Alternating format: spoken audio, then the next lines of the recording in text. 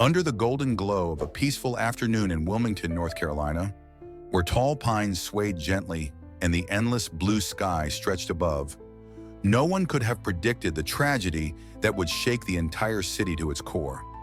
Aisha Johnson, a black woman 8 months pregnant, was brutally attacked by a police officer in broad daylight, simply for walking on the sidewalk she had every right to.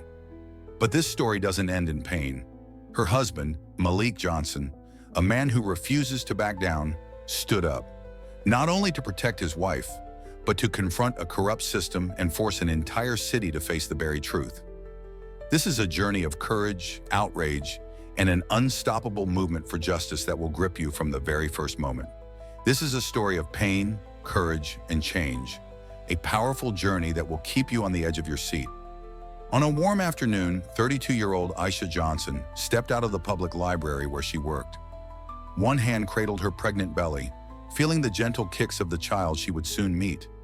The other carried a paper bag with a few fresh oranges she'd picked up along the way. Each step was slow and deliberate, not just movement, but the embodiment of hope, love, and a future growing inside her. She smiled, thinking about the dinner she planned to make for her husband Malik, a batch of chicken dumplings using his mother's treasured family recipe. She pictured him, tired but grateful, sitting down after a long day at the Veterans Counseling Center where he worked. In that moment, the world felt soft, almost kind. But the moment didn't last. As Aisha crossed the intersection at 4th and Walnut Street, a police cruiser suddenly slowed beside her. The engine growled like it was stalking something. She didn't pay much attention until the car screeched to a halt. The tires squealed against the pavement. The door swung open and a tall white man in a police uniform stepped out. It was Officer Daniel Harris, a name locals whispered in barbershops and on street corners. The kind of man you didn't want noticing you.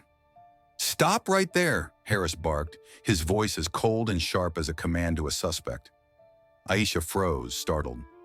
"I'm just walking home," she replied gently, trying to remain calm.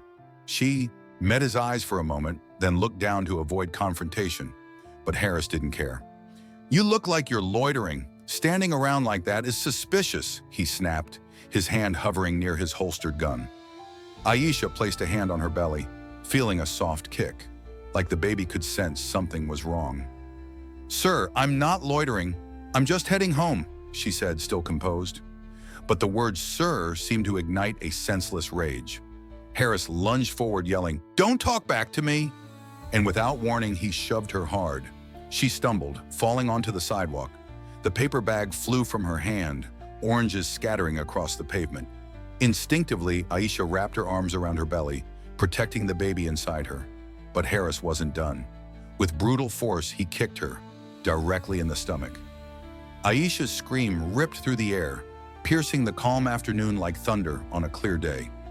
She collapsed, writhing in agony and panic, clutching her stomach, praying the child was still alive. Bystanders were frozen in shock. Some screamed. A few raised their phones to record, but none dared to step in. One woman shouted, "Call 911, she's pregnant." But Harris just turned his back and walked to his car like nothing had happened. To him, maybe Aisha wasn't even worth acknowledging. But the cameras caught everything. 40 harrowing seconds that would expose a cruelty too brutal to ignore. Malik Johnson was at the counseling center just a few blocks away when he got the call from the hospital. "Your wife is in critical condition.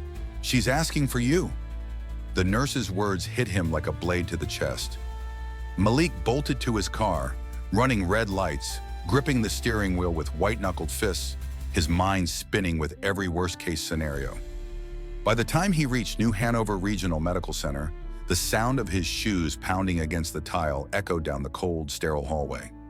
In room 403, Aisha lay on the hospital bed, her face bruised, her lips split, monitors beeping in steady rhythm. But the first thing Malik noticed was her belly. It was still there, still rising, still alive. The baby had made it. "Aisha," he called, his voice cracking. She opened her eyes, weak but unbroken. "I'm okay," she whispered, "but he kicked me. Malik, he kicked me." Her words hit him harder than any battlefield explosion. Malik dropped to his knees beside the bed, gripping her hand tightly. In that moment, the war-hardened veteran who had faced combat in Afghanistan vanished. No armor, no walls, just a broken man watching the woman he loved suffer because of the color of her skin. A doctor stepped in, explaining that Aisha had sustained trauma from a blunt force impact. The baby's heartbeat was steady, but they would need to monitor closely to avoid placental abruption. Malik nodded, barely hearing a word. His eyes were locked on the bruise across Aisha's stomach, a mark of cruelty he could never erase. When the doctor left, Malik sat down beside her, gently taking her hand again. "He's not getting away with this," he said. "I promise you." Aisha looked at him, fear flickering in her eyes. "Don't do anything reckless, Malik." He nodded, but inside he knew. He couldn't sit still. The anger inside him wasn't an uncontrollable fire. It was slow burning, forged over years of learning to hold back. He knew he had to fight, but not with fists, with the truth. That night, while Aisha drifted into sleep, Malik opened his phone. The video of the attack had already gone viral, racking up millions of views across social media. The witness who posted it had written, "He kicked a pregnant woman like she was trash. Say her name, Aisha Johnson." The comments were flooded with outrage, but also with doubt, with twisted narratives from those desperate to distort the truth. Outside the hospital, candles began to appear. At first, just 5 people, then 50, then hundreds. They held signs that read, "Justice for Aisha" and "Black mothers are not a threat." There were elders, veterans, teachers, and children. They didn't shout. They didn't riot. They simply stood, silent, unwavering, a living declaration that silence was no longer an option. From the 3rd-floor window, Malik looked down at the crowd, and in that moment, he realized this wasn't just Aisha's story. It was the pain of millions who had been abandoned by a system built to protect some while oppressing others. He pulled out his phone and texted James Carter, a friend, former Army brother-in-arms from Afghanistan, now a civil rights attorney in Washington, D.C. "Need your help. Civil rights case. Not letting this get buried." James replied instantly, "I'm in. What happened?" Malik typed just one sentence. "A cop kicked my pregnant wife, and the whole world saw it." Then Malik turned back to Aisha, gently taking her hand in his. "Get some rest," he whispered. "Tomorrow I start." It wasn't just a promise. It was a declaration of war. The next morning, Malik stood before the crowd gathered outside the hospital. A young woman handed him a microphone. "They're waiting for you," she said softly. "Just speak the truth." Malik took a deep breath and began, "I'm Malik Johnson. The woman you saw on the sidewalk, kicked in the stomach while pregnant. That's my wife, Aisha. The child she was protecting is our baby. We're not asking for privilege. We're not asking for revenge. We just want what's right, justice." His words, raw, honest, powerful, were recorded and broadcast around the world. The video of Malik's speech went viral, becoming the next wave in the firestorm sparked by the footage of Aisha. It didn't just ignite anger. It gave hope to those who were exhausted by injustice, but too often silenced. Malik reached out to James and also brought in Sarah Brooks, a renowned civil rights attorney known for taking down even the most corrupt systems. Together, they organized a press conference right on the hospital steps. Sarah stepped up to the podium, her voice sharp and unwavering. "We have filed an official complaint and are preparing a civil lawsuit. The charges include excessive use of force, civil rights violations, endangerment of an unborn child, and failure to de-escalate. But we're not just coming after Officer Daniel Harris. We're coming after those who protected him, the ones hiding behind the curtain of silence." The Wilmington Police Department responded with a weak, carefully worded statement. Officer Harris had been placed on paid administrative leave, and the incident was under internal review. The community was furious. Paid leave? While Aisha lay in a hospital bed, wincing every time she moved? Malik and his team refused to let it slide. They dug into Harris's history and uncovered 3 prior complaints for excessive force, 2 of which involved Black women. Every single one had been dismissed or quietly swept aside. Leaked internal documents, emails, and performance reviews revealed that Harris had previously been flagged as aggressive and unfit for field duty. But no one had ever taken action, until now. After months of relentless advocacy, the trial of Officer Daniel Harris finally began. The courtroom was packed. Reporters, community leaders, and everyday citizens filled every seat, all wanting to witness justice in action. The prosecution opened with the now infamous video of the attack. The room fell into a haunting silence as the footage played. Aisha collapsing, her scream, Harris's brutal kick. Though many had already seen it online, watching it in the cold, sterile courtroom under fluorescent lights made it feel more painful, more real than ever before. Witnesses were called one by one. The woman who dialed 911 recounted the terrifying moment she saw the assault. The man who filmed it described the helplessness he felt, unable to intervene. An ER nurse listed Aisha's injuries. An obstetrician explained that had the officer's kick landed even an inch differently, the baby might not have survived. But the most powerful moment came when Aisha herself took the stand. She walked slowly, not from physical pain, but from the weight of what she was about to say. After taking the oath, she sat, took a steadying breath, and spoke.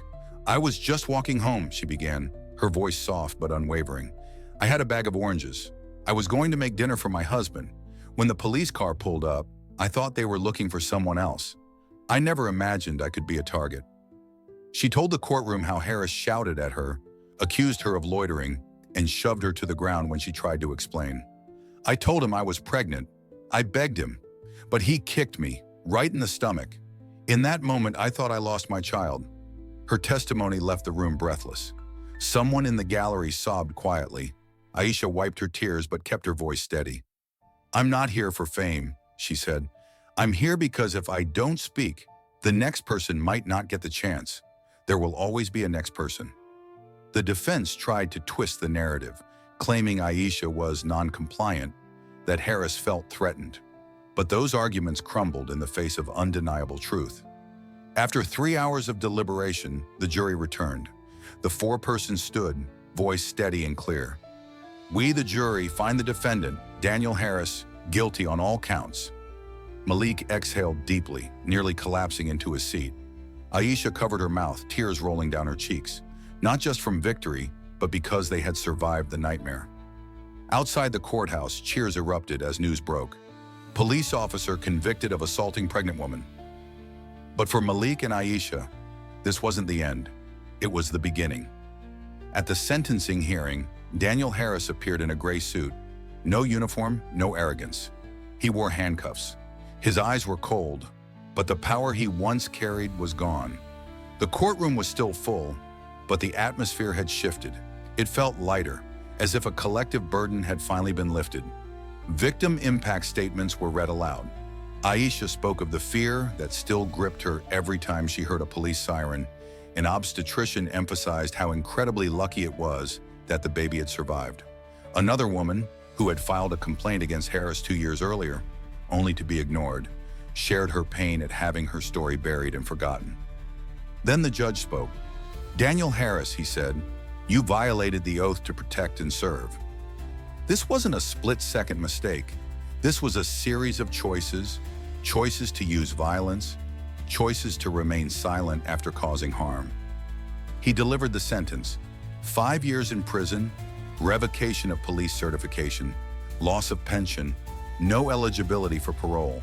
As the gavel slammed down, Aisha squeezed Malik's hand and whispered, "It's over." But Malik gently shook his head. "No," he said, "it's just beginning." Outside the courthouse, reporters swarmed. Aisha stepped forward. Her voice was soft but resolute. "I never thought I'd live to see this day. I hope it opens the door for the next person."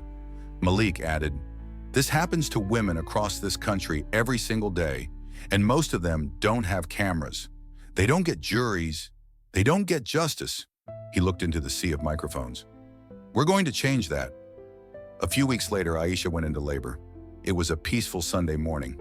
Malik drove her to the hospital, holding her hand through every contraction, reminding her to breathe, reminding her just how strong she was. After hours of pain and perseverance, their baby boy was born, crying loudly, healthy, and whole. Malik held him close, tears streaming down his face. "There you are," he whispered. "We made it." They named him Justice, not for the verdict they had won, but for the ideal they were committed to chasing. Justice had Aisha's eyes and Malik's quiet strength. There was something about him, something powerful, as if he could already feel the world his parents were fighting to change. In the months that followed, Malik and Aisha founded the Johnson Foundation, a nonprofit dedicated to legal aid, trauma counseling, and police reform advocacy. They helped pass a new law requiring all body camera footage from incidents involving civilian injury to be released within 10 days. They supported dozens of families affected by police violence, from reopening wrongful conviction cases to providing safe spaces for healing. And through it all, they held on to each other, to love, to truth, to justice. 1 year after the attack, Malik and Aisha hosted Justice's first birthday, not just a party, but a celebration of survival and hope.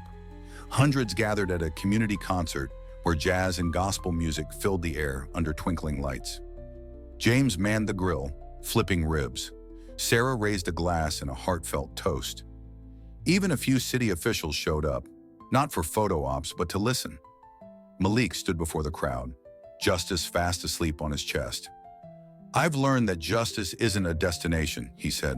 "It's a practice, a choice we make every day, especially when giving up would be easier. We're not stepping away from this fight, not until every family feels safe on their own street." The crowd applauded, not loudly but deeply, a steady rhythm of gratitude and belief in everything they had built together. After the festivities, Malik and Aisha stood side by side, watching people dance and laugh, their faces glowing in the warm light. Aisha leaned her head on his shoulder. "You okay?" she asked. Malik nodded. "I think I am." For the first time in a long, long year. He truly meant it. The following autumn, as Wilmington's trees turned a brilliant golden hue, Aisha and Malik stood on a small patch of grass in front of the Johnson Foundation office, watching Justice chase a butterfly. Now over 2 years old, the little boy giggled with delight, his tiny legs wobbly but determined as he toddled forward. Aisha held Malik's hand, feeling the warmth of his palm, a quiet but steady connection, forged through days they once thought they wouldn't survive. They didn't speak. They simply stood side by side watching their son. And in that moment, the weight of past pain seemed to lift, making space for a simple, powerful truth. Life, even when harsh, can still bloom.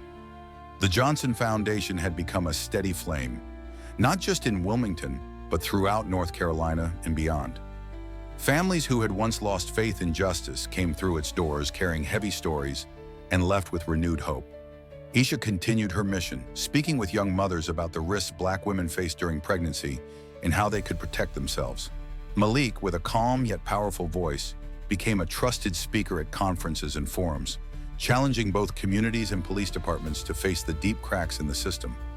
They didn't promise a perfect world, but they made a promise that mattered. There would always be someone listening. There would always be someone fighting. Their story, from a terrifying afternoon on a sidewalk to courtroom victories and real policy reform, was proof that justice doesn't arrive on its own. It is built with persistence, with love, and with the voices of those brave enough to speak when the world tells them to be silent. Aisha and Malik never set out to become symbols, but they chose not to turn away from pain. Instead, they transformed it into purpose, into a torch that lights the path for those who follow. Their journey teaches us something simple yet profound. No injustice is too great to be changed, and no voice is too small to be heard. Each of us holds the power to make a difference, not by waiting for someone else to act, but by stepping forward, even in small ways, to stand up for what's right. Life will sometimes throw us into unfair challenges, but it is in those moments that we learn to rise, not just for ourselves, but for those we love, for the values we believe in, and for a better world for the generations to come. We want to leave you with this from the heart. If this story touched you, if it sparked even a flicker of hope or courage inside you, share it with a friend, a loved one, or someone who might need a reminder that change is possible. Take a moment to reflect on the injustices you've witnessed in life and ask yourself, what small thing can I do to make a difference? Maybe it's a conversation, maybe it's a simple act of kindness, Or maybe it's just truly listening to someone who needs to be heard. And if you'd like to walk with us on this journey of telling stories that matter, leave a like, subscribe to the channel, or share your thoughts in the comments below. Every action, no matter how small, becomes a part of the flame that Aisha, Malik, and Justice lit. A flame of hope, a flame of justice, a flame of compassion.